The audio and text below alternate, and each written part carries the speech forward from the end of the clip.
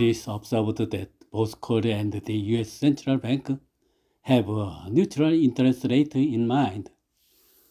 A neutral interest rate is an interest rate that does not cause excessive inflation and does not contract the economy. The Taylor rule is used to determine the appropriate interest rate level.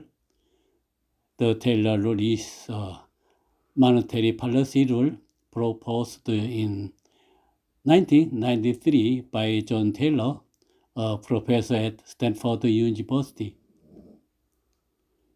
Expressed as a formula, appropriate base interest rate equal equilibrium, real interest rate plus inflation rate plus 0.5 times inflation gap plus 0.5 times GDP gap.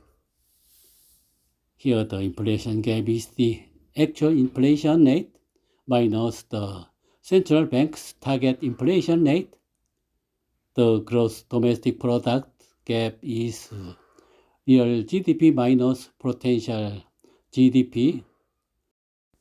The number 0.5 is a coefficient arbitrarily set by Taylor. This means that the base rate should be set with a balanced consideration of inflation and the economy. Taylor took the equilibrium real interest rate as 2% in this formula. However, some experts believe that the rate should be lowered to 1% to reflect the declining growth rate. When inflation is higher than the target and the output is higher than the neutral rate, a high interest rate policy is recommended to reduce inflation pressure. However, it is difficult to control inflation at the current interest rate level.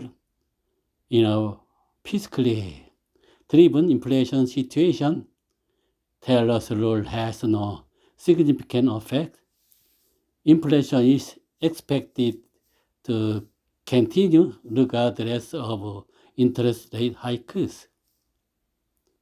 Therefore, it is argued that the phenomenon of slowing inflation, which is disinflation, is a fiction, and that the base rate can be raised up to 8%.